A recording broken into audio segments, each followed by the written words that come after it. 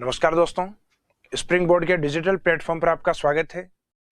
आज स्टार्ट करेंगे हम राजस्थान ज्योग्राफी का जो क्लाइमेट वाला पार्ट है, जिसके लास्ट में आपके 2 सेशन कंप्लीट हो चुके हैं। अर्थात 2 क्लासेज में अपन ने उसको काफ़ी पोर्शन को कवर कर लिया है। उसी का जो लास्ट पार्ट है जिसमें हम कवर करेंगे क्लाइमेट सीजन क्लासिफिकेशन, जिसका मीनिंग है कि राजस्थान के अंदर जो जलवायु है उसकी जो ऋतुओं का वर्गीकरण है उसको कवर करते हुए चलेंगे। तो लास्ट क्लास में मैंने आपको बताया था कि जो क्लाइमेट सीजन क्लासिफिकेशन है, अर्थात जो ऋतुओं का वर्गीकरण है, उसको हम सामान्यतः 4 भागों में बांटते हैं और हर एक पोर्शन के अंदर कुछ एक इंपॉर्टेंट क्लाइमेटिक कंडीशन या यूं कह सकते हैं अपन कुछ प्रमुख वायुमंडलीय दशाएं या घटनाएं जो घटित होती हैं उनके बारे में अध्ययन करते हैं। तो स्टार्टिंग करेंगे अपन जो समर सीजन वाला पार्ट, अर्थात जो ग्रीष्म ऋतु वाला पोर्शन है वहां से, जिसमें मुख्यतः जो फिनोमिनन या घटनाएं हैं जिसके बारे में कल आपको बताया था, लू, आंधी और भभूलिया के बारे में। आज इनको डेफिनेशन वाइज और इनका राजस्थान में जो मेन इफेक्टिव एरिया है या जिस क्षेत्र में इनका प्रभाव अधिक है उन क्षेत्र के बारे में स्टडी करेंगे अपन। तो स्टार्ट करेंगे अपन क्लाइमेट सीजन में। सबसे पहले समर सीजन वाले पार्ट में मीनिंग ऑफ लू। लू का सामान्यतः अर्थ क्या है? तो अपने को पता है, सामान्यतः अपने यहाँ राजस्थान के अंदर या यूं कहें देश के अंदर जो ग्रेट डेजर्ट ऑफ इंडिया वाला जो पार्ट है, अर्थात जो थर्ड डेजर्ट वाला पार्ट है, उस वाले पोर्शन में और एक भारत के उत्तर विशाल मैदान की ओर सामान्यतः समर सीजन में चलने वाली जो हॉट विंड्स है, जो सामान्यतः ड्राई विंड्स के रूप में होती हैं, शुष्क हवाओं के रूप में होती हैं, तो उन हवाओं को अपन कहते हैं अपन लू। तो लू का डेफिनेशन लिया जाता है इस कंडीशन के साथ, समर सीजन के साथ, अर्थात ग्रीष्म ऋतु के साथ गर्म और शुष्क हवाओं को लू के रूप में जाना जाता है। In summer season hot and arid wind is called as loo या इज नोन एज लू। सामान्यतः ग्रीष्म ऋतु में चलने वाली गर्म एवं शुष्क हवाएं लू के रूप में जानी जाती हैं। ये मैक्सिमम राजस्थान के अंदर जिस एरिया में देखने को मिलती हैं वो है राजस्थान का वेस्टर्न पार्ट, बाड़मेर डिस्ट्रिक्ट, जहां इनका इफेक्ट या प्रभाव सर्वाधिक होता है। और इनके चलने का जो मुख्य कारण माना जाता है, जो सामान्यतः जो धरातल वाला पोर्शन है, लैंड वाला पार्ट है, उस लैंड पार्ट के ऊपर सामान्यतः क्षैतिज रूप में, अर्थात जो हॉरिजॉन्टल फ्लो होता है उसके रूप में ये बहती हैं, जिसको अपन कह सकते हैं एडवेक्शन फ्लो ऑफ विंड्स। अर्थात जो लू की उत्पत्ति का मुख्य कारण है वो हवाओं का गर्म होकर उसका एडवेक्शन फ्लो अर्थात अभिवहनीय संचलन होता है। अभिवहनीय संचलन का मीनिंग होता है जो हॉरिजॉन्टल फ्लो ऑफ विंड्स, हवाओं का जो क्षैतिज प्रवाह होता है उसको कहा जाता है। तो हवाओं के क्षैतिज प्रवाह के कारण लू की उत्पत्ति होती है। तो जनरली आज के लिए एग्जाम में एक क्वेश्चन अप्लाई कर दिया जाता है कि जो लू है उसका चलने का मुख्य कारण किसको माना जाता है? तो जो विंड्स होती है उनका जो एडवेक्शन फ्लो है वो इसका मुख्य कारण माना जाता है। अर्थात हवाएं गर्म होकर क्षैतिज रूप में जब फैलना स्टार्ट होती है तो वो अपने को लू के रूप में महसूस होती हैं। उसके बाद सेकंड है सैंड स्टॉर्म, अर्थात आंधी। तो आंधी का सामान्यतः मीनिंग लिया जाता है जो धूल भरी हवाएं हों और जिनके साथ ह्यूमिडिटी अर्थात आर्द्रता मौजूद हो। इन summer season Sandy and humid winds, अर्थात ये कंडीशन साथ में होती है, धूल भरी और उसके साथ अगर आर्द्रता मौजूद होती है तो उसे हम विंड्स या सैंड स्टॉर्म के रूप में डिफाइन करते हैं। इनका जो इफेक्टिव एरिया है मुख्यतः यह राजस्थान के अंदर श्री गंगानगर एरिया को माना जाता है, जहां ग्रीष्म ऋतु में लगभग 27 डेज आंधियों का प्रभाव रहता है। तो राजस्थान में ग्रीष्म ऋतु में सर्वाधिक आंधियां श्री गंगानगर की ओर आती हैं। इसके बाद में जो नेक्स्ट पार्ट आता है, इसका मेन कॉज क्या है, इसका कारण क्या है चलने का?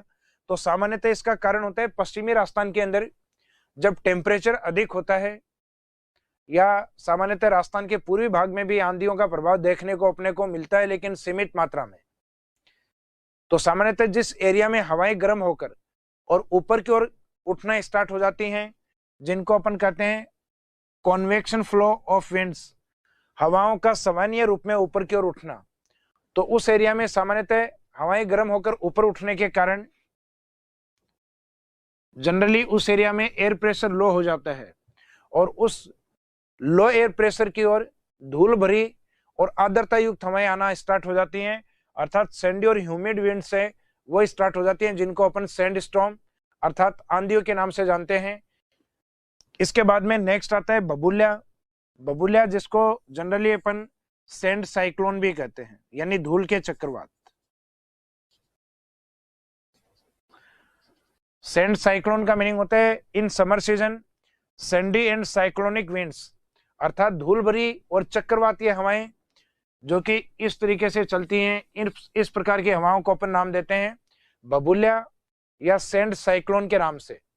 और इनका जो इफेक्ट है या इनका जो प्रभाव है मुख्यतः पश्चिमी राजस्थान में बीकानेर की ओर अधिक देखने को मिलता है। अर्थात ये जो तीनों घटनाएं मुख्यतः इंटरनेशनल बॉर्डर की ओर, जिसमें हम बात करें सबसे पहले लू वाले पार्ट की, तो जो लू का इफेक्टिव एरिया माना जाता है वो माना जाता है बाड़मेर वाला क्षेत्र। आंधियों की बात करेंगे तो ऊपर वाला डिस्ट्रिक्ट इंटरनेशनल बॉर्डर पे श्री गंगानगर। और सामान्यतः सैंड साइक्लोन या धूल के चक्रवातों की बात करेंगे तो उसके अंदर आंसर रहता है आपका बीकानेर वाला पार्ट। तो सामान्यतः जो लू है उसका डेफिनेशन होता है जो हॉट विंड्स होती हैं और जो एरिड विंड्स होती हैं, अर्थात जो गर्म और शुष्क हवाएं वो लू के रूप में। गंगानगर की ओर जो आंधी आती हैं उसका मीनिंग होता है जो सैंडी और ह्यूमिड विंड्स होती हैं, अर्थात धूल भरी और जो आर्द्र हवाएं होती हैं उनको नाम दिया जाता है आंधी। जबकि बीकानेर की ओर जो सैंडी और साइक्लोनिक रूप में जो विंड्स आती हैं, अर्थात धूल भरी और चक्रवातीय रूप में, उनको नाम दिया जाता है बबूल्या। तो सामान्यतः इंटरनेशनल बॉर्डर के ऊपर ये घटनाएं आपको अधिक मिलेंगी, या राजस्थान का जो डेजर्ट पार्ट है उस साइड में आंधी, लू और बबूल्या अर्थात सैंड साइक्लोन का इफेक्ट आपको अधिक मिलेगा। जो लास्ट वाला जो सैंड साइक्लोन है उसका आने का मुख्य कारण है कि किसी एक स्थान विशेष पे, किसी भी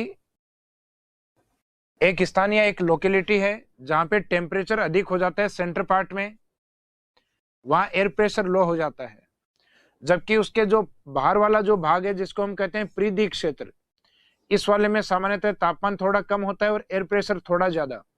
तो जो हाई एयर प्रेशर है उससे और सेंटर की ओर अर्थात लो एयर प्रेशर की ओर हवाएं साइक्लोनिक रूप से अर्थात चक्रवातीय रूप से चलना स्टार्ट हो जाती हैं, उसको नाम दिया जाता है बबूल्या या उसको नाम दिया जाता है सैंड साइक्लोन।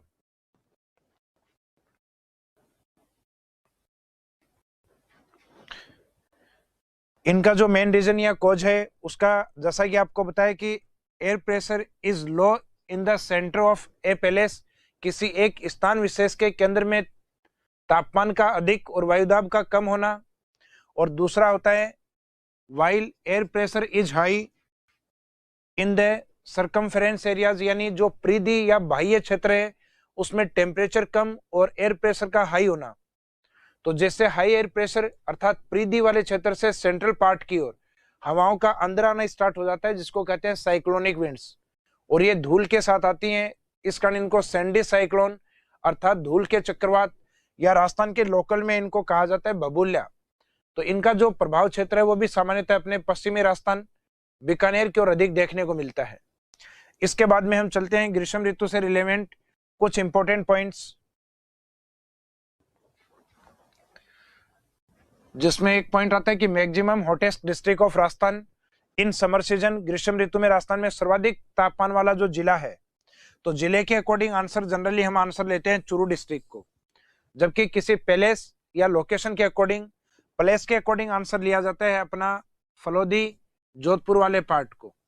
तो राजस्थान में सबसे अधिक तापमान वाला डिस्ट्रिक्ट चूरू और मैक्सिमम टेम्परेचर वाला प्लेस या लोकेशन के अकॉर्डिंग आंसर आता है फलोदी जोधपुर वाला पार्ट। इसके बाद में आता है नेक्स्ट मैक्सिमम टेम्परेचर रेंज इन राजस्थान स्टेट। राजस्थान के अंदर सर्वाधिक जो तापांतर है, तापांतर का मीनिंग होता है कि किसी एक दिन का या किसी एक साल का भी हो सकता है, किसी महीने का भी हो सकता है, कि जो मैक्सिमम टेम्परेचर होता है और जो मिनिमम टेम्परेचर होता है, मैक्सिमम टेम्परेचर और मिनिमम टेम्परेचर के बीच का जो गैप होता है उसको कहा जाता है टेम्परेचर रेंज अर्थात तापांतर। तो राजस्थान के अंदर जो मैक्सिमम टेम्परेचर रेंज है वो डेली या दैनिक हिसाब से अगर देखी जाए वो सर्वाधिक मानी जाती है जैसलमेर में। Daily range of temperature maximum के रूप में जैसलमेर को लिया जाता है। अर्थात जैसलमेर का दिन के समय तापमान आप ग्रीष्म ऋतु में देखते हैं तो लगभग 45-50 डिग्री तक पहुंच जाता है, लेकिन उस एरिया में डेजर्ट होने के कारण, मिट्टी होने के कारण सामान्यतः दिन का तापमान रात्रि का जो तापमान है वो आपके नीचे होकर लगभग 25 और 30 डिग्री सेल्सियस तक आ जाता है। यानी एक दिन के तापमान में लगभग 20 to 25 डिग्री सेल्सियस टेम्परेचर का फर्क होता है। इस कारण अपन मानते हैं कि maximum daily range of temperature वो राजस्थान में जैसलमेर का होता है। जबकि ये ईयर वाइज अगर काउंट किया जाए तो maximum annual range of temperature की वार्षिक तापांतर वो राजस्थान में सर्वाधिक कहाँ का है, तो आंसर लिया जाता है चूरू को, क्योंकि राजस्थान का जो समर सीजन है उसमें मैक्सिमम हॉट डिस्ट्रिक्ट के रूप में लिया जाता है चूरू को, और जो विंटर सीजन होता है, शीत ऋतु होता है, उसमें ठंडे जिले के रूप में लिया जाता है चूरू को। यानी चूरू सबसे गर्म जिला भी है और सबसे ठंडा जिला भी है, तो उसका गर्म होना और ठंडा होना वो एक दिन में पॉसिबल नहीं है। तो चूरू है समर सीजन के टाइम मैक्सिमम हॉट डिस्ट्रिक्ट में, और विंटर सीजन में मोस्ट कोल्ड डिस्ट्रिक्ट के रूप में इसको जाना जाता है, यानी सर्वाधिक ठंडे जिले के रूप में इसको जाना जाता है। तो चूरू है, उसका वार्षिक तापांतर सर्वाधिक मिलेगा, यानी साल भर का जो तापांतर है वो मैक्सिमम चूरू के पास, और जो डेली टेम्परेचर रेंज है वो मैक्सिमम आपको देखने को मिलेगी जैसलमेर में। तो इस वाली चीज से याद रखिएगा कि चूरू ग्रीष्म ऋतु में सर्वाधिक गर्म और शीत ऋतु में सर्वाधिक ठंडा है, और ग्रीष्म ऋतु और शीत ऋतु एक दिन में पॉसिबल नहीं है। तो इसका मीनिंग वार्षिक तापांतर है चूरू का अधिक और दैनिक तापांतर है जैसलमेर का अधिक। इसके बाद में maximum coldest place in Rajasthan state in summer season. सामान्यतः ग्रीष्म ऋतु में राजस्थान का सबसे ठंडा स्थान या जो डिस्ट्रिक्ट है वो कौन सा है, तो सामान्यतः जो टेम्परेचर का ग्रीष्म ऋतु में कम होने का कारण है वो रिलीफ फीचर्स को माना जाता है, अर्थात मुख्यतः ऊंचाउच वाले भाग को माना जाता है, या जो ऊंचाउच होता है, रिलीफ फीचर्स होता है, वो इस एरिया टेम्परेचर को इफेक्ट डालते हैं। तो राजस्थान में जो मैक्सिमम हाइट वाले जो पार्ट होंगे उस एरिया में सामान्यतः टेम्परेचर कम होगा, और जिनमें हाइट जनरली कम होती है उन एरियाज का टेम्परेचर जनरली अधिक होता है। जैसे राजस्थान का जो ईस्टर्न प्लेन है, वेस्टर्न डेजर्ट एरिया है, यहाँ की हाइट या ऊंचाई है वो कम होती है।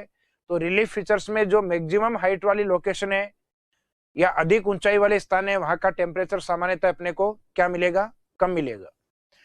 तो इसमें यही पॉइंट एग्जाम में जनरली अप्लाई किया जाता है कि ग्रीष्म ऋतु में या गर्मी की ऋतु में राजस्थान में सबसे कम तापमान सिरोही और माउंट आबू की ओर होता है। उसका कारण क्या है, तो उसका मेन रीजन है उसका रिलीफ फीचर्स या उसके उच्चावचीय स्थिति। तो न्यूनतम तापमान डिस्ट्रिक्ट के अकॉर्डिंग लिया जाता है सिरोही को, और प्लेस के अकॉर्डिंग या स्थान के अकॉर्डिंग लिया जाता है माउंट आबू वाले पार्ट को। इसके बाद में हम देखते हैं नेक्स्ट सीजन, रेनी सीजन। अर्थात क्लाइमेट क्लासिफिकेशन में पहला अपन समर सीजन को कंप्लीट करते हैं, लू, आंधी और बबूलिया को। उसके बाद में हम कवर करेंगे अपने वर्षा ऋतु वाले पार्ट को। तो वर्षा ऋतु वाले पार्ट में जो मेन घटना या जो प्रमुख इंसिडेंट या जो फिनोमिनन या घटना है वो आती है मानसून। तो सबसे पहले तो ये जो शब्द है मानसून, इसके बारे में पूछा जाता है कि जो मानसून शब्द है इसका बेसिक वर्ड या इसका जो मूल शब्द है वो क्या है, तो इसका मूल शब्द लिया जाता है मौसिम, जो कि मेनली अरेबिक लैंग्वेज अर्थात अरबी भाषा का शब्द है, और इस शब्द को देने वाले जो व्यक्ति हैं उनका नाम लिया जाता है अल मसूदी। यानी मुख्यतः जो मानसून शब्द है किसके द्वारा दिया गया है, ये अल मसूदी के द्वारा दिया गया है। और इसका मीनिंग क्या लिया जाता है, मीनिंग ऑफ मानसून से क्या तात्पर्य है या इसका मीनिंग क्या है, तो मानसून का मीनिंग होता है चेंज इन सीजन अर्थात ऋतु में परिवर्तन, और दूसरा मीनिंग इसका लिया जाता है change in direction of winds which move towards from water to land part. यानी सामान्यतः हवाओं की दिशा में परिवर्तन होना जो कि जल से और स्थल की ओर होता है, तो उसको सामान्यतः अपन मानसून के रूप में लेते हैं। तो मानसून के अंदर उन विंड्स को लिया जाएगा जिनका डायरेक्शन जनरली अपना जल से, वाटर पार्ट से और लैंड पार्ट या स्थल की ओर जो हवाएं चलती है सामान्यतः वो मानसून के रूप में होती हैं। तो इससे रिलेवेंट जो अभी कुछ बेसिक शब्द आपको मैंने बताए हैं कि मानसून है मूलतः किस शब्द से बना हुआ है, तो इसका एक तो जो बेसिक वर्ड या मूल शब्द है ये याद रखिएगा कि मौसम शब्द से बना हुआ है, जो कि अरबी भाषा के शब्द से लिया गया है। और इस शब्द को काम में लेने वाले पहले व्यक्ति या फादर ऑफ मानसून, जो father of monsoon word, monsoon शब्द के पिता के रूप में जिनको जाना जाता है, वो व्यक्ति हैं अल मसूदी। और मानसून का मीनिंग होता है जो विंड डायरेक्शन है उनमें चेंज होना, और साल में ये कम से कम 2 बार होता है।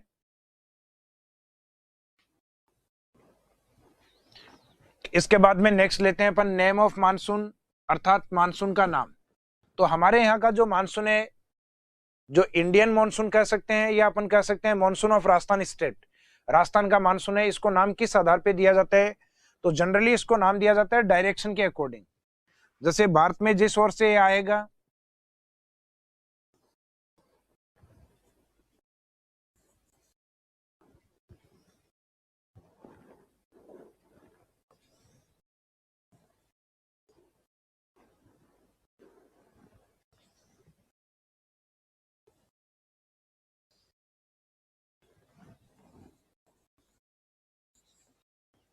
जिस डायरेक्शन से मानसून का एंट्री इंडिया में होता है वो डायरेक्शन होता है इंडिया में सदर्न और वेस्टर्न डायरेक्शन। अर्थात जो विंड डायरेक्शन है, उस विंड डायरेक्शन को अगर आप डिवाइड करते हैं तो उसमें आंसर रहता है सदर्न वेस्टर्न मानसून, जो कि नदर्न ईस्टर्न की ओर आगे की ओर बढ़ता है। तो जो इनिशियल डायरेक्शन होती है मानसून की या हवा की, वो मानसून के जो नाम है उसके अकॉर्डिंग बोला जाता है, या मानसून का नाम वो तय होता है जो विंड डायरेक्शन का स्टार्टिंग होता है। तो विंड डायरेक्शन का स्टार्टिंग होता है सदर्न वेस्टर्न पार्ट की ओर से, इस कारण इस मानसून को नाम दिया गया है सदर्न वेस्टर्न मानसून, जिसकी उत्पत्ति मुख्यतः इंडियन ओशियन अर्थात हिंद महासागर की ओर से मानी जाती है। तो लास्ट में अपन ने देखा था कि जो मानसून का जो नाम है, नेम ऑफ मानसून है, वो दिया जाता है सदर्न वेस्टर्न मानसून के रूप में, अर्थात दक्षिणी पश्चिमी मानसून के रूप में, क्योंकि हवा की जो प्रारंभिक दिशा है जिस ओर से वो आ रही है वो सदर्न वेस्टर्न वाला पार्ट है।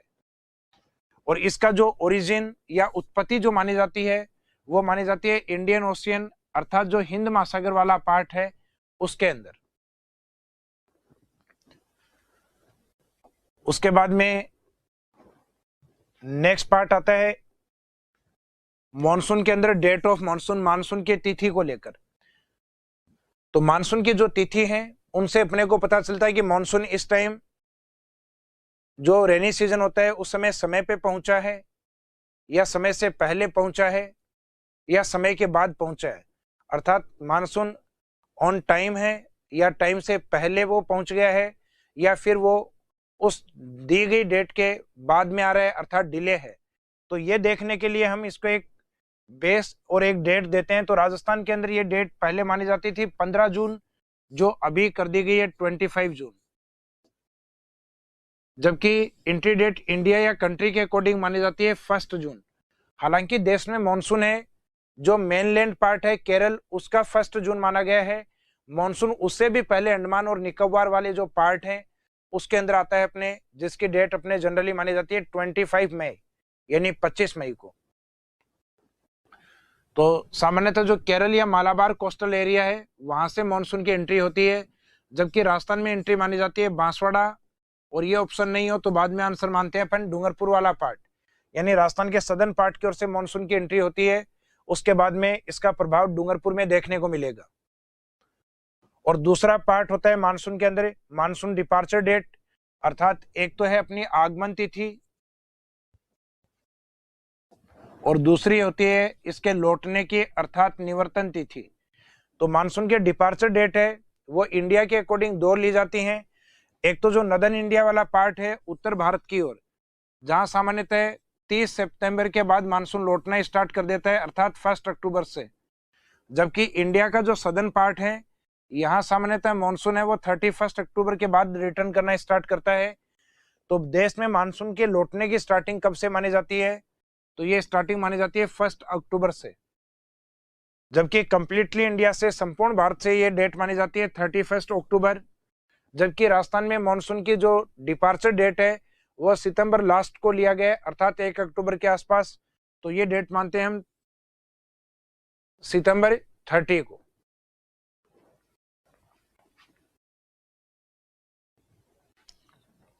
इसके बाद में मॉनसून ब्रांचेज के बारे में पढ़ेंगे अपन, ब्रांचेज ऑफ मॉनसून, मॉनसून की शाखाएं।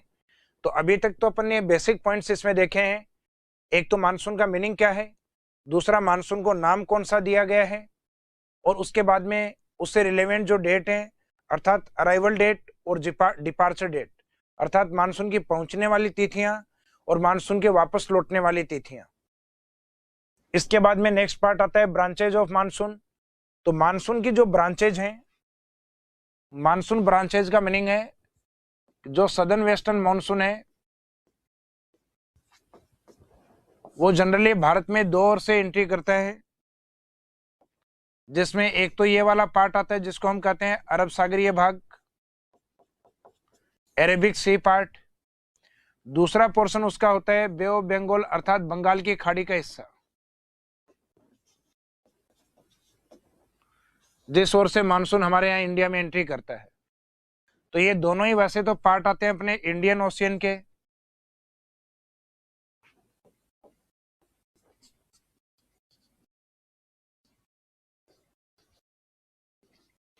हिंद महासागर के पार्ट। तो सामान्यतः पूछा जाए भारतीय मानसून किस ओशियन से आता है, किस महासागर से आता है, तो इसमें ओशन का आंसर लिया जाता है इंडियन ओशन। जबकि इसके दो पार्ट है, बंगाल की खाड़ी और अरब सागर, इन दो ओर से एंट्री करता है।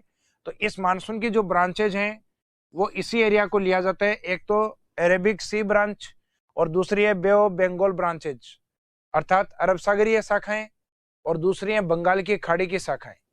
अरब सागर की ओर से सामान्यतः जो शाखाएं आती हैं वो 3 पार्ट्स में डिवाइड होती हैं,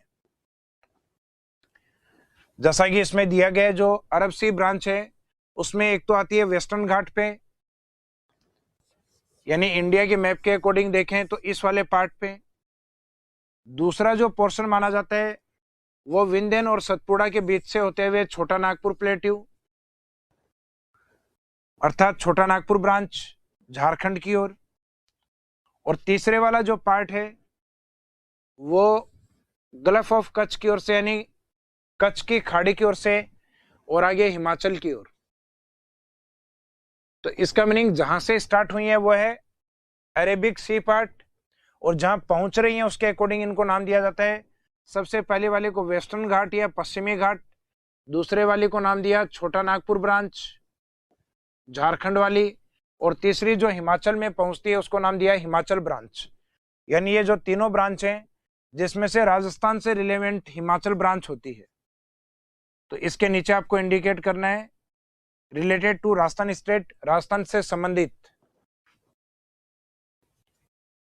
तो एग्जाम में कई बार डायरेक्ट क्वेश्चन पूछ लिया जाता है राजस्थान रिलेवेंट ब्रांच कौन सी है, जो अरेबिक सी ब्रांच है उसमें। तो इसकी जो 3 ब्रांच है उसमें हिमाचल वाली ब्रांच है ये राजस्थान से रिलेवेंट मानी जाती है।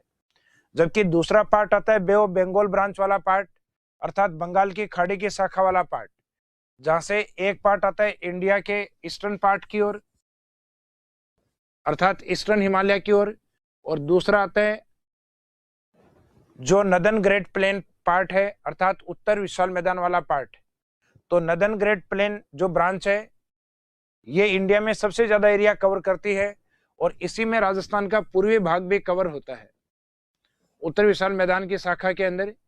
तो इन मानसूनी हवाओं को सामान्यतः उत्तर विशाल मैदान वाली को राजस्थान के अकॉर्डिंग पूर्वाई कहा जाता है, यानी जो ईस्टर्नलाइज विंड्स होती है उनके रूप में होती हैं।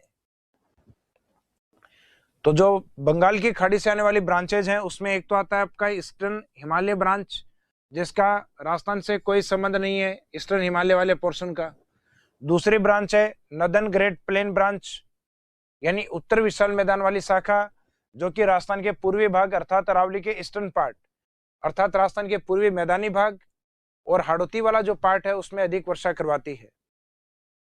इसके बाद में इन ब्रांचेज के अंदर राजस्थान में जो सबसे पहले ब्रांच है वो कौन सी पहुंचती है, हिमाचल, और इसके द्वारा अधिक वर्षा नहीं होती। उसका सामान्य कारण माना जाता है कि ये जो ब्रांच है ये राजस्थान की एक माउंटेन आती है अरावली पर्वतमाला के ये पैरेलल निकलती है।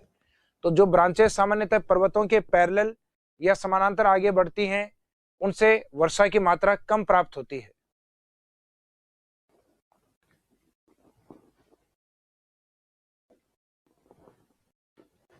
तो ब्रांचेज जिसकी मैंने कहा था अपन चर्चा करेंगे, जो ब्रांचेज है तो जो 3 ब्रांचेज थी तो अरब सी ब्रांच की ओर से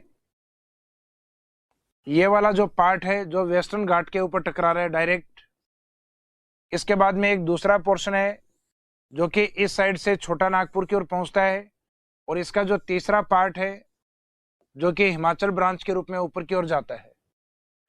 जबकि बे ऑफ बंगाल ब्रांच के रूप में आता है, एक पोर्शन आता है ईस्टर्न हिमालय, पूर्वी हिमालय की ओर, दूसरा पोर्शन आता है इस साइड में नदन ग्रेट प्लेन एरिया अर्थात उत्तर विशाल मैदान वाला जो पार्ट है उसके रूप में।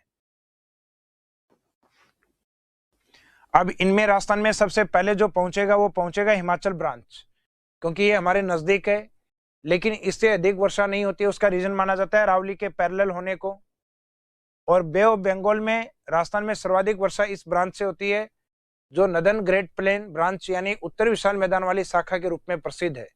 तो सबसे पहले अरब सागरीय पहुंचती है, लेकिन अधिक वर्षा कौन सी करवाती है? बंगाल की खाड़ी की ब्रांच।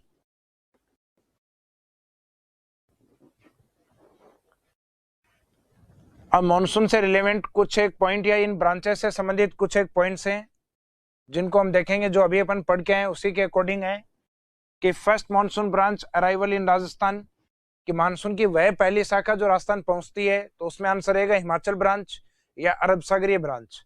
अब इससे अधिक वर्षा क्यों नहीं होती? जैसा कि आपको रीजन बताया, इससे अधिक वर्षा नहीं होती क्योंकि अरावली इसके पैरेलल है। तो नेक्स्ट है, but this monsoon branch does not have much rainfall in Rajasthan. उसका रीजन क्या बताया गया है? Because this branch of monsoon is parallel of Aravalli, क्योंकि मानसून की यह शाखा है मुख्यतः अरावली के पैरेलल या समानांतर मानी जाती है।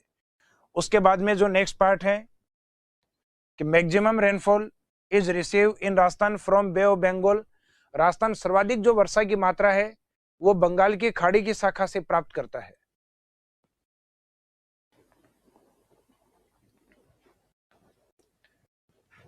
फिर बंगाल की खाड़ी की शाखा से जो मानसून हमारे यहाँ राजस्थान में आता है उसको नाम दिया जाता है ईस्टर्लाइज अर्थात पूर्वाई। पूर्वाई का मीनिंग ये होता है,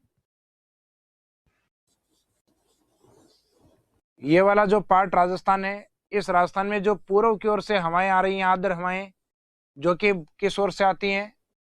बंगाल की खाड़ी। तो सामान्यतः इन बंगाल की खाड़ी की ओर से आने वाली जो मानसूनी या आर्द्र हवाएं या जो ह्यूमिड विंड्स होती हैं, इनको पूर्वाई कहा जाता है या ईस्टर्लाइज विंड्स कहा जाता है, जिससे अरावली के ईस्टर्न पार्ट की ओर अर्थात पूर्वी मैदान और हाड़ौती रीजन की ओर अधिक वर्षा होती है। तो ईस्टर्लाइज विंड्स का या पूर्वाई का मीनिंग होता है the monsoon winds coming from Bay of Bengal are called as easterlies. This winds causes more rainfall in the eastern Rajasthan. इनका जो हवाओं का पूर्वी की ओर से आने का जो कारण है वो सामान्यतः उत्तर विशाल मैदान की जो शाखा है उसके साथ ये हवाएं आती हैं, और ये हवाएं इसलिए आती हैं क्योंकि सामान्यतः इस समय इंडिया का जो वेस्टर्न पार्ट है, जो सिंध वाला पार्ट होता है, यहाँ टेम्परेचर अधिक और एयर प्रेशर लो होता है। तो लो एयर प्रेशर की ओर कंटिन्यू ये हवाएं आगे की ओर बढ़ती हैं, तो राजस्थान तक आते आते इनकी जो ह्यूमिडिटी या आर्द्रता है वो सामान्यतः कम हो जाती है। लेकिन फिर भी राजस्थान के पूर्वी भागों में जो अरेबिक ब्रांच है उसकी तुलना में इनसे अधिक वर्षा होती है। तो जनरली हम मानते हैं कि बंगाल की खाड़ी की जो ब्रांच है ये राजस्थान में अधिक वर्षा करवाती है अरब सागर की ब्रांच की तुलना में।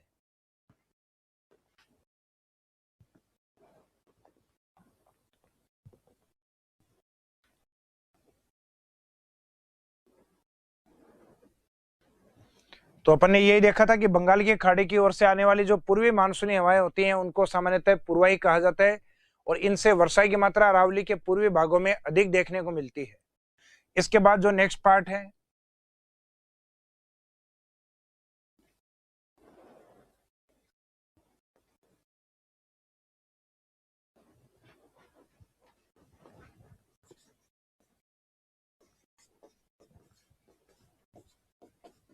मानसून की दिशा या डायरेक्शन को लेके कुछ क्वेश्चन अप्लाई होते हैं, जिनको हम आगे एक डायग्राम देखेंगे, उसके अकॉर्डिंग भी उस डायग्राम में भी इन चीजों को अपन देखते हैं कि राजस्थान का जो नदन और ईस्टर्न पार्ट है, ये मानसून के आगे फॉरवर्ड डायरेक्शन के रूप में माना जाता है, यानी मानसून के आगे बढ़ने की दिशा है। तो मानसून के आगे बढ़ने की जो दिशा है उसमें लिया जाता है नॉर्थ ईस्ट वाले पार्ट को, और आने वाली जो डायरेक्शन है मानसून की, यानी जो दक्षिण पश्चिम वाली डायरेक्शन है, वो मानसून की कमिंग डायरेक्शन, या अपन कह सकते हैं coming from southern western and forward direction northern eastern, अर्थात उसके आगे बढ़ने की जो दिशा है वो उत्तर पूर्व की दिशा को लिया जाता है। लेकिन मानसून की जो वर्षा की मात्रा है वो सामान्यतः उत्तर पश्चिम से और सदर्न ईस्टर्न वाले पार्ट की ओर कंटिन्यूस बढ़ती है, यानी इस एरिया में झालावाड़ की ओर वर्षा अधिक होती है, और इस एरिया से और आप कंटिन्यू डेजर्ट एरिया की ओर जाते हैं तो इस एरिया में वर्षा की मात्रा कंटिन्यूस घटती है या डिक्रीज होती है। तो राजस्थान में मानसून कम होने वाली जो डायरेक्शन है वो southern eastern to northern western, और बढ़ने वाली जो डायरेक्शन है वो northern western to southern eastern वाले पार्ट के रूप में काउंट की जाती हैं या इनको माना जाता है। इसके बाद में इफेक्ट ऑफ मानसून इन राजस्थान। राजस्थान के अंदर सामान्यतः मानसून का जो प्रभाव है वो किस तरीके का है, तो इसके अंदर हम मानते हैं राजस्थान में मैक्सिमम जो मानसून का इफेक्ट है वो माना जाता है झालावाड़ डिस्ट्रिक्ट में, जबकि प्लेस के अकॉर्डिंग या स्थान विशेष के अकॉर्डिंग माना जाता है माउंट आबू वाले पार्ट को। और मिनिमम इफेक्ट है मानसून का डिस्ट्रिक्ट वाइज माना जाता है जैसलमेर में, जहां एवरेज 10 सेंटीमीटर रेनफॉल है, और मिनिमम इफेक्ट प्लेस वाइज माना जाता है सम जैसलमेर के अंदर, जहां जनरली वर्षा की मात्रा 0 सेंटीमीटर वर्षा की मात्रा इसमें माना गया है। सेल्सियस यूनिट होती है तापमान की, और यहाँ जो वर्षा की मात्रा है ये है सेंटीमीटर के अंदर। तो सामान्यतः न्यूनतम वर्षा वाला जो स्थान है वो सम 0 सेंटीमीटर पे, और डिस्ट्रिक्ट है जैसलमेर वो 10 सेंटीमीटर पे, और मैक्सिमम रेनफॉल वाला जो झालावाड़ है वो आपका 100 सेंटीमीटर, और एकमात्र जो माउंट आबू वाला एरिया है ये राजस्थान में 150 सेंटीमीटर, और इसको अपन कह सकते हैं मोर देन 150 सेंटीमीटर, अर्थात 150 सेंटीमीटर या इससे भी अधिक वर्षा वाला क्षेत्र। तो 150 सेंटीमीटर या उससे भी अधिक वर्षा वाला क्षेत्र कौन सा लिया जाता है, माउंट आबू सिरोही वाले पार्ट को। तो मॉनसून का इफेक्ट अपने मैक्सिमम या सर्वाधिक देखा है डिस्ट्रिक्ट वाइज झालावाड़ में, और एरिया वाइज या एक प्लेस या लोकेशन के अकॉर्डिंग सिरोही माउंट आबू के अंदर। और दूसरा मिनिमम इफेक्ट होता है जैसलमेर की ओर, और उसी का एक पार्ट है सम, जहां किसी लोकेशन वाइज मॉनसून सबसे कम प्रभाव करता है या सबसे कम इफेक्ट डालता है।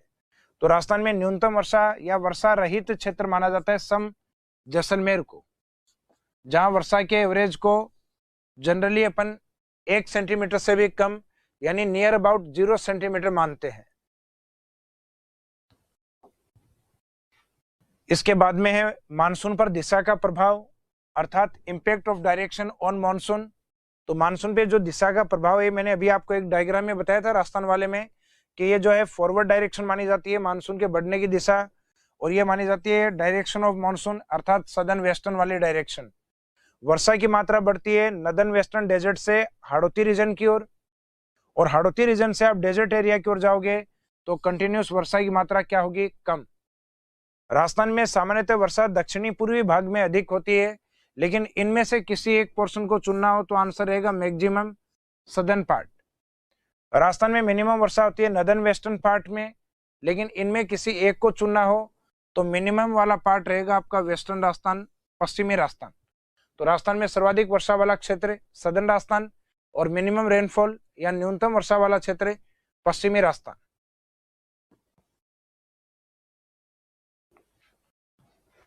उसके बाद में नेक्स्ट है इंसिडेंट्स ड्यूरिंग मानसून, यानी मानसून के दौरान घटने वाली जो प्रमुख घटनाएं वो कौन कौन सी हैं। तो आमतौर पे हम देखते हैं कि राजस्थान के अंदर या देश में जब स्टार्टिंग में मानसून की एंट्री होती है तो मानसून की एंट्री के दौरान बादलों का तेज गर्जना और उनसे जो हेवी रेनफॉल होता है उस घटना को अपन नाम देते हैं मानसून बरस्टिंग, अर्थात मानसून के स्टार्टिंग में तेज वर्षा का होना मानसून प्रस्फोट कहलाता है। और इसका जो टाइम पीरियड होता है प्रस्फोट का, जून में तो अधिक तेज वर्षा नहीं, सामान्यतः जुलाई और जो अगस्त मंथ होता है इसके अंदर इसका प्रभाव अधिक होता है। नेक्स्ट आता है गैप ऑफ मानसून, अर्थात मानसून का प्रतिच्छेदन।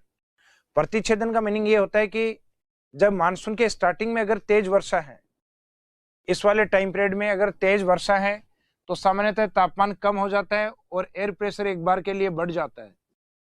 तो ये कंडीशन जैसे ही डेवलप होती है, अर्थात मानसून प्रस्फोट होता है, तो उसके बाद ये कंडीशन डेवलप होती है, उस दौरान मानसून एक बार हमारे यहाँ आना रुक जाता है, क्योंकि हमारे यहाँ टेम्परेचर कम होता है वर्षा के बाद और एयर प्रेशर बढ़ जाता है। तो उससे मानसून के अंदर एक गैप आ जाता है और उस कंडीशन को नाम दिया गया है गैप ऑफ मानसून या मानसून गैप, मानसून प्रतिच्छेदन। तो इसका मीनिंग हुआ मानसून प्रस्फोट के बाद 2 से 3 वीक तक सामान्यतः वर्षा नहीं होती। वर्षा क्यों नहीं होती? क्योंकि इस समय जनरली एयर प्रेशर बढ़ जाता है और हवा का प्रेशर जहां अधिक होता है उस ओर आर्द्र हवाएं कम जाती हैं।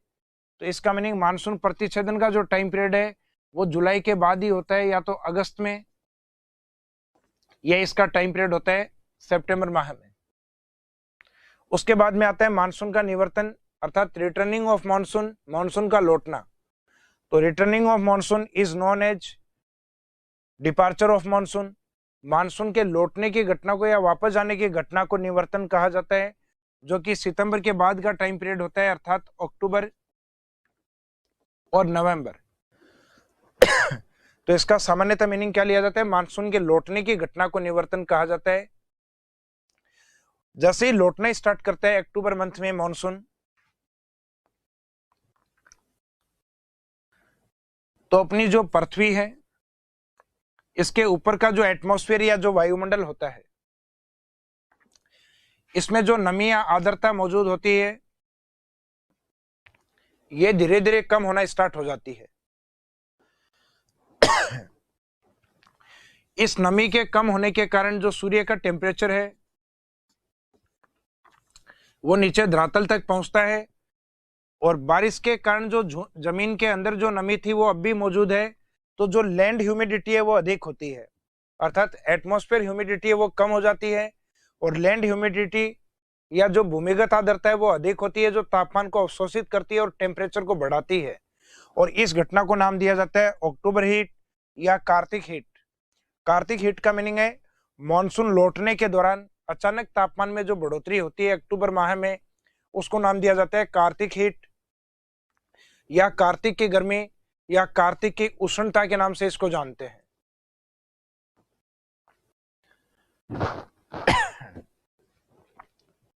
उसके बाद में नेक्स्ट लास्ट पॉइंट होता है राजस्थान के मानसून को प्रभावित करने वाली कुछ वैश्विक घटनाएं होती हैं, जिसमें एक इफेक्ट आता है आपका एल नीनो इफेक्ट और एक आता है ला नीना इफेक्ट।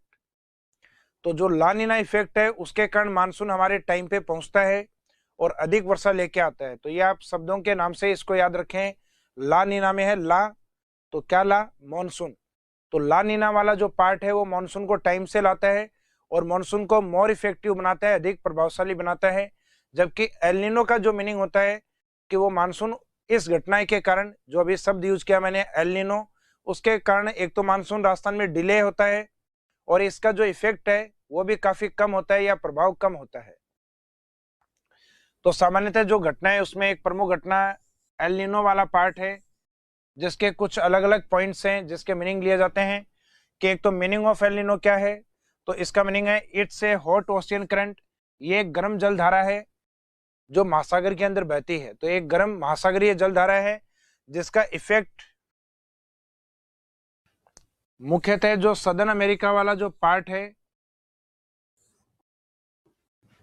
जिसमें इक्वेटर लाइन से नीचे की ओर मुख्यतः 3 डिग्री सदर्न लेटीट्यूड से 24 डिग्री सदर्न लेटीट्यूड, इसके बीच में ये इफेक्ट देखने को मिलता है अपने को। जो पैसिफिक ओशियन का, सदर्न पैसिफिक ओशियन का ईस्टर्न पार्ट होता है, अर्थात दक्षिणी प्रशांत महासागर में 0 डिग्री से नीचे, इसका मीनिंग कहेंगे सदर्न पैसिफिक ओशियन। तो दक्षिणी प्रशांत महासागर के मुख्यतः पूर्वी तट पे ये घटना देखने को मिलती है अमेरिका के पास, सदर्न अमेरिका के पास।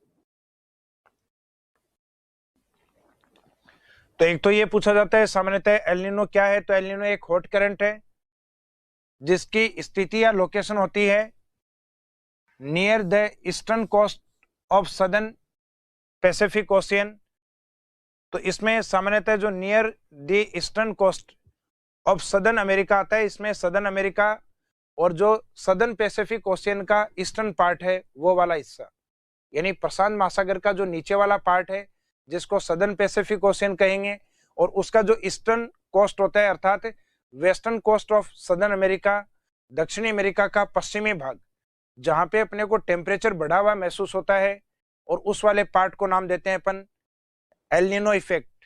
और इस एल नीनो इफेक्ट का जो प्रभाव है वो अपने सदर्न और ईस्टर्न एशिया के ऊपर अर्थात दक्षिणी और पूर्वी एशिया के ऊपर एक तरीके का नेगेटिव इफेक्ट होता है इस मॉनसून का, जिससे हमारे यहाँ मॉनसून लेट, और जो उसका इफेक्ट होगा लेट पहुंचने के बाद मॉनसून का इफेक्ट होगा हमारे यहाँ कम होगा। इसका मीनिंग मॉनसून का लेट अराइवल होना और उसका मिनिमम इफेक्ट होना, देरी से पहुंचना और उसका कम प्रभाव होने के पीछे मुख्य कारण किसको माना जाता है? एल नीनो को। तो ये सामान्यतः दक्षिणी प्रशांत महासागर का जो पूर्वी तट है अर्थात eastern coast of southern Pacific Ocean, उस पे 3 डिग्री सदर्न लेटीट्यूड से और 24 डिग्री सदर्न लेटीट्यूड के बीच में ये गर्म जल धारा चलती है। इसके बाद में इसका जो टाइम पीरियड होता है मुख्यतः last week of December month, मुख्यतः दिसंबर माह का जो अंतिम सप्ताह है उसके अंदर ये ओशियन करंट उस महासागरीय भाग में जनरेट होती है या उत्पत्ति होती है।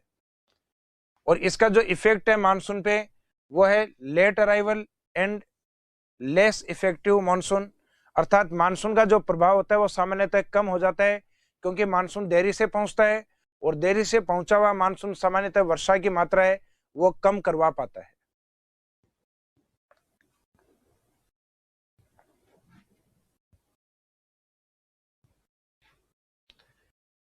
इसके बाद में नेक्स्ट है ला नीना इफेक्ट या ला नीनो इफेक्ट। तो ला नीना का जो मीनिंग है ये एल नीनो का बिल्कुल अपोजिट है। तो एल नीनो था हॉट करंट के रूप में, इसको लिया जाता है कोल्ड ओशियन करंट के रूप में, एक ठंडी जलधारा के रूप में। इसका एरिया भी वही रहेगा near the eastern coast of southern Pacific Ocean, अर्थात दक्षिणी प्रशांत महासागर का जो ईस्टर्न कोस्ट है, पूर्वी तट है, जिसको हम कह सकते हैं सदर्न अमेरिका का वेस्टर्न कोस्ट। तो जो महाद्वीप का पश्चिमी भाग होता है वो महासागर का पूर्वी भाग होता है। तो इसमें प्रशांत महासागर का जो दक्षिणी भाग है उसका जो पूर्वी तट है उसके ऊपर, अर्थात जहां पे एल नीनो थी वहीं पे ला नीना, पानी गर्म होगा तब तो उस इफेक्ट को हम कहेंगे एल नीनो इफेक्ट, और पानी अगर ठंडा होता है तो इस इफेक्ट को हम कहेंगे ला नीना इफेक्ट।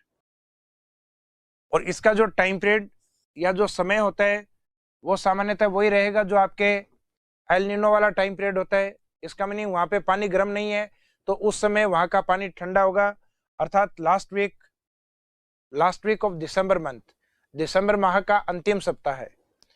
इसका इफेक्ट ये रहेगा कि मॉनसून है वो टाइमली अराइवल करेगा, राजस्थान में समय से इसका आगमन होगा और मोर इफेक्टिव मॉनसून होता है, अर्थात मानसून का प्रभाव अधिक होता है। तो अराइवल ऑन टाइम और मोर इफेक्टिव जो मॉनसून है उसके पीछे कारण मुख्यतः कौन सी घटना को माना जाता है? तो उसके पीछे कारण माना जाता है मुख्यतः ला नीना को। तो इसमें इस नाम को याद रखिएगा, ला नीना यानी जो टाइम से मानसून लाती है और जिसके कारण मानसून वीक होता है या कम प्रभावशाली होता है वो घटना होती है एल नीनो इफेक्ट।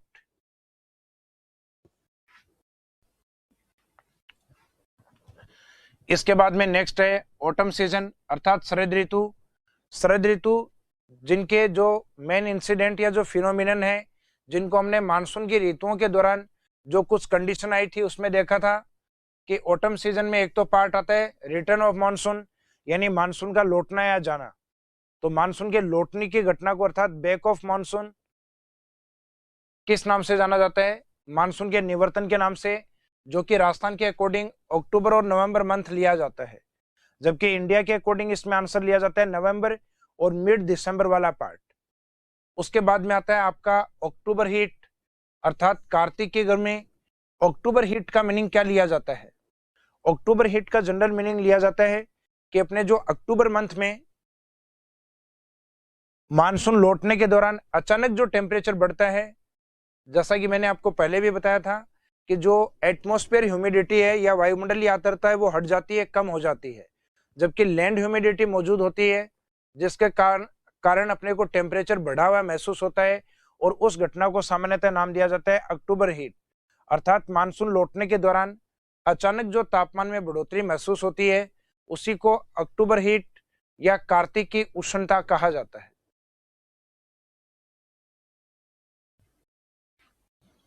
इसके बाद में जो लास्ट सीजन है विंटर सीजन, विंटर सीजन की जो प्रमुख घटना या जो इसमें जो मेन फिनोमिनन है वो एक तो होता है मावट। मावट का मीनिंग होता है जो विंटर सीजन में रेनफॉल होता है उस घटना को कहा जाता है जो कि मुख्यतः भूमध्य सागर की ओर से आती है। तो एक तो मावट का मीनिंग क्या है, तो rainfall in winter season is called as mawat या इज नोन एज मावट। शीत ऋतु में होने वाली जो हवाएं, जो वर्षाएं हैं, उन वर्षाओं को सामान्यतः क्या कहा जाता है, मावट। तो शीतकालीन वर्षा को मावट कहा जाता है। अब इसका जो एरिया है मुख्यतः कौन सा है, तो माउट कम्स फ्रॉम मेडिटेरियन सी, अर्थात भूमध्य सागर की ओर से ये हवाएं आती हैं और इनको लाने वाली जो पवनें होती हैं जिनको कहा जाता है जेट स्ट्रीम, अर्थात जो वेस्टर्न डिस्टर्बेंस के रूप में, पश्चिमी विक्षोभ के रूप में हमारे यहाँ पहुंचती हैं। और इनका जो टाइम पीरियड होता है ये विंटर सीजन अर्थात दिसंबर से मार्च के बीच वाली जो वर्षा है उनके रूप में इसको लिया जाता है। और इस टाइम पीरियड में हमारी जो क्रॉप्स होती है मेनली वो होती है रबी क्रॉप्स। तो माउट का जो लाभ है या प्रॉफिट ऑफ माउट है वो मैक्सिमम रबी क्रॉप्स, और रबी में भी मेनली विहिट या गेहूं को अधिक इसका फायदा होता है।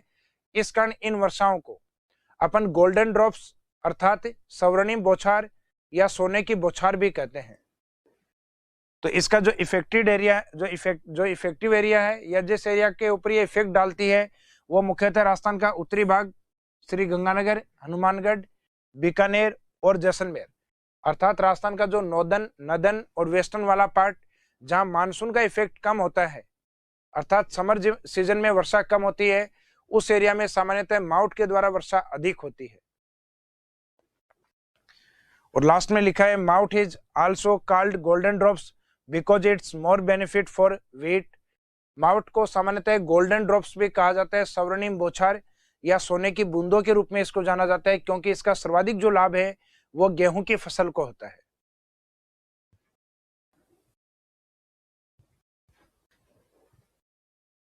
इसके बाद में जो नेक्स्ट पार्ट आता है कोल्ड विंड्स अर्थात शीत लहर वाला पार्ट। तो शीत लहर का मीनिंग क्या लिया जाता है, सामान्यतः जो अपने विंटर सीजन के अंदर या शीत ऋतु के अंदर जो ठंडी हवाएं हिमालय की ओर से हमारे यहाँ राजस्थान में पहुंचती हैं, उन ठंडी हवाओं को जनरली क्या कहा जाता है, कोल्ड विंड्स या शीत लहर। तो in winter season winds comes from Himalaya is called as cold winds. मुख्यतः शीत ऋतु में हिमालय की ओर से आने वाली ठंडी हवाओं को शीत लहर कहा जाता है। और इनका जो मुख्यतः जो इफेक्टिव एरिया होता है वो होता है चूरू, सीकर, बीकानेर। और इनकी जनरली जो डायरेक्शन ली जाती है, कोल्ड विंड्स की जो डायरेक्शन ली जाती है राजस्थान के अकॉर्डिंग अगर हम देखें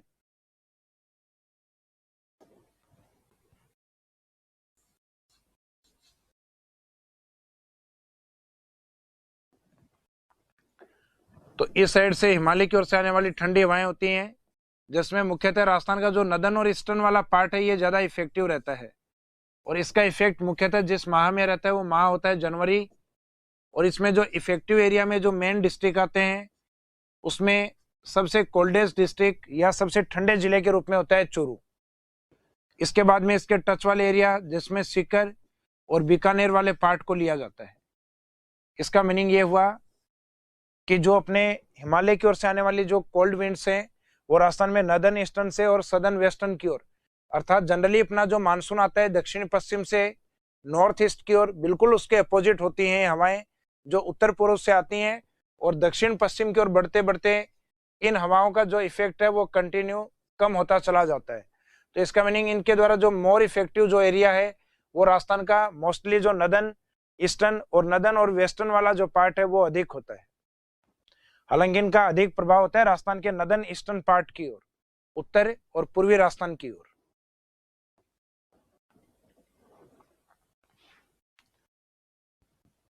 अपने को जो राजस्थान में मानसून मिलता है वो दो तरीके से मिलता है। एक तो अपना जो समर सीजन मानसून है उसके रूप में जिससे 90% रेनफॉल होता है, जबकि दूसरा मानसून मिलता है अपने को विंटर मानसून के रूप में जिसका इफेक्ट 90% मानसून के रूप में लिया जाता है। सॉरी, इसमें आपका विंटर सीजन वाला 90 नहीं, ये रहेगा आपका माउथ वाला ओनली 10%। सॉरी, पीपीटी के अंदर इसी को रिपीट कर दिया वापस। अगर साल भर की अपनी कुल वर्षा होती है तो उसमें अपना जो समर सीजन का मानसून अर्थात जिसको हम कहते हैं दक्षिणी पश्चिमी मानसून, तो दक्षिणी पश्चिमी मानसून से राजस्थान में 90% रेनफॉल होता है, जबकि विंटर सीजन वाला जो मानसून है इससे ओनली 10% रेनफॉल अर्थात 10% मानसून होता है या मानसूनी वर्षा आती है। इसका मीनिंग बाकी बची हुई वर्षा आपके जो समर सीजन वाला मानसून है उसी के अंदर प्राप्त होती है, रिसीव होती है अपने को।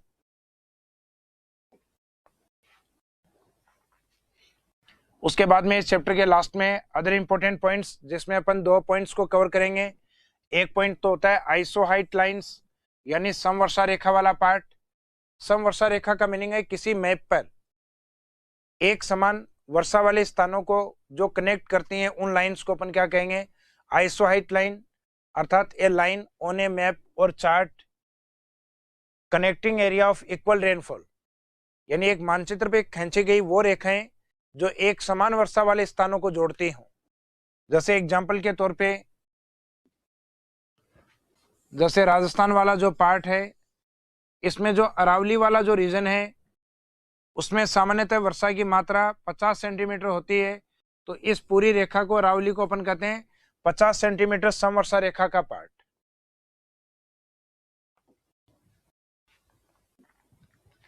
अब राजस्थान में कुछ इंपॉर्टेंट जो आइसोहाइट्स मानी जाती है जिसमें एक 25 सेंटीमीटर, एक आती है 40 सेंटीमीटर, एक आती है 50 सेंटीमीटर। 25 सेंटीमीटर आइसोहाइट्स है, ये अपन पढ़ते हैं सामान्यतः जब डेजर्ट का डिवाइडेशन करते हैं एरिड और सेमी एरिड डेजर्ट के अंदर, अर्थात मरुस्थल को शुष्क और अर्ध शुष्क भागों में बांटने का जो काम है वो करती है 25 सेंटीमीटर आइसोहाइट। दूसरा है 40 सेंटीमीटर आइसोहाइट, ये राजस्थान को 2 इक्वल पोर्शन में डिवाइड करती है, राजस्थान को 2 बराबर हिस्सों में बांटती है।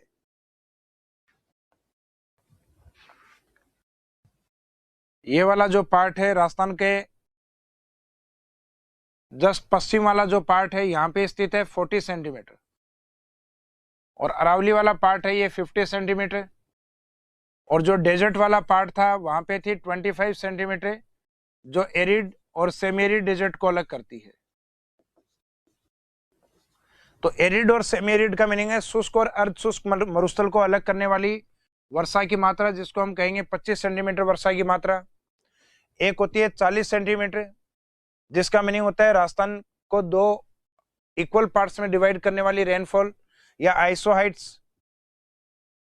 नेक्स्ट आती है 50 सेंटीमीटर आइसोहाइट्स जो कि अरावली पे लोकेटेड है और राजस्थान के 2 फिजिकल डिवीजन को अलग करती है, ईस्टर्न प्लेन को और वेस्टर्न डेजर्ट को, अर्थात पूर्वी मैदान को और पश्चिमी मरुस्थल को।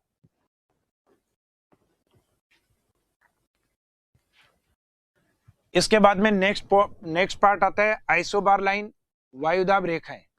आइसोबार लाइन का मीनिंग क्या लिया जाता है?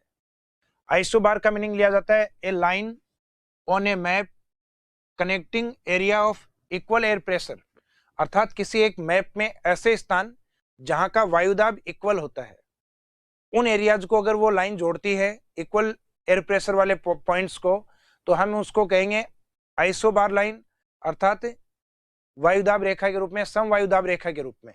जैसे एग्जाम्पल के तौर पे हम देखें कि जैसे कोई मैप है, इस मैप में कोई पॉइंट दिए गए हैं, जैसे जयपुर दिया गया है, टोंक दिया गया है, बूंदी दिया गया है। अगर यहां से एक लाइन खींच के या एक जो लाइन है उसको ड्रॉ करके उसके ऊपर अगर आप लिखते हैं कि 998 मिलीबार, इसका मीनिंग ये हो गया कि जो इक्वल एयर प्रेशर अर्थात एक समान वायुदाब वाले स्थान है उनको कनेक्ट करने वाली लाइन है, तो इसको नाम दिया जाएगा आइसोबार लाइन, अर्थात सम वायुदाब रेखा। इन सभी पॉइंट पे एक जैसा वायुदाब है, इसका इसको नाम क्या दिया गया है? सम वायुदाब रेखा।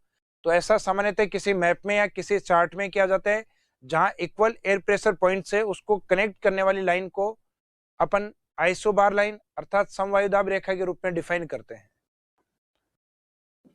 अब राजस्थान में कुछ इंपॉर्टेंट वायुदाब रेखाएं पाई जाती हैं, जिसमें एक तो अपन समर सीजन यानी ग्रीष्म ऋतु वाली लेंगे जुलाई के अंदर, और एक विंटर सीजन वाली लेंगे अपन जनवरी के अंदर। तो जुलाई में जनरली कंडीशन होती है टेम्परेचर हाई और एयर प्रेशर जनरली लो, जबकि विंटर सीजन इस समय टेम्परेचर लो और एयर प्रेशर हाई। तो ये हमेशा आपको याद रखना है कि ताप और वायुदाब हमेशा एक दूसरे के अपोजिट होते हैं, कि टेम्परेचर मैक्सिमम होगा उस टाइम एयर प्रेशर जनरली थोड़ा कम होता है, और जब टेम्परेचर लो होता है तो एयर प्रेशर वैल्यू हाई होती है। तो जुलाई माह में अपने 4 वायुदाब रेखाएं पाई जाती हैं, जिसमें मैक्सिमम एयर प्रेशर 1000 होता है, तो 4 पाई जाती हैं, और जिनमें से मैक्सिमम डेटा आपको क्या लेना है 1000। इसका मीनिंग इससे कम वाली कौन सी होंगी? इससे कम 999, 998 और 997 मिलीबार लाइन को माना जाएगा।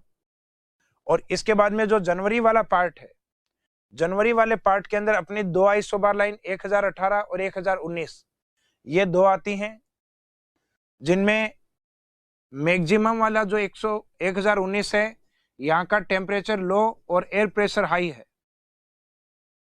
इसका मीनिंग जनवरी में जो दूसरा पार्ट है 1018, वहां सामान्यतः थोड़ा ताप कम है, सॉरी जहां थोड़ा ताप अधिक है तो एयर प्रेशर वहां का थोड़ा सा आपका कम रहेगा, अर्थात 1019 से कम होकर 1018। तो जनरली आपको यह ध्यान रखना है कि जहां सामान्यतः टेम्परेचर हाई हो वहां एयर प्रेशर लो होते हैं या उनकी वैल्यू लो होती है। जैसे अपने जो समर सीजन वाले पार्ट हैं, जिसमें मैक्सिमम एयर प्रेशर वैल्यू 1000, जबकि विंटर सीजन वाले के अंदर इसकी वैल्यू मैक्सिमम है 1019। अब इनको मैपिंग के अंदर लोकेट किया जाता है, और ये क्वेश्चन है, ये सामान्यतः ऑब्जेक्टिव टाइप पेपर में आपके अप्लाई होते हैं कि राजस्थान में ये जो वायुदाब रेखाएं हैं ये कौन से पोर्शन में होती हैं। तो अपने को ये याद रखना है कि मैक्सिमम एयर प्रेशर कौन सा है जुलाई में 1000, ये उस एरिया में होगा जहां सामान्यतः टेम्परेचर कम होता है। तो राजस्थान के मैप के अकॉर्डिंग अगर देखें अपन, तो राजस्थान का जो सिरोही वाला जो पार्ट है, इस सिरोही वाले पार्ट की ओर सामान्यतः 1000 मिलीबार वायुदाब रेखा होती है, क्योंकि यहाँ का एयर प्रेशर हाई है, क्योंकि टेम्परेचर यहाँ का लो रहता है जनरली, क्योंकि इस एरिया की हाइट अधिक है। जैसा कि मैंने आपको समर सीजन में बताया भी था, राजस्थान के सिरोही और माउंट आबू वाला जो एरिया है वहाँ का तापमान सामान्यतः कम होता है। कारण है वहाँ की हाइट अधिक होना। तो जो सिरोही वाला पार्ट, इसके पास में उदयपुर, प्रतापगढ़ और झालावाड़ वाला जो पार्ट है, इस एरिया में सामान्यतः पानी की उपस्थिति है और यहाँ की हाइट भी अधिक है। तो इस कारण जहां पे टेम्परेचर लो होगा वहां पे एयर प्रेशर अधिक होगा। तो ये कंडीशन जनरली हम जो देख रहे हैं ये जुलाई मंथ वाली देख रहे हैं।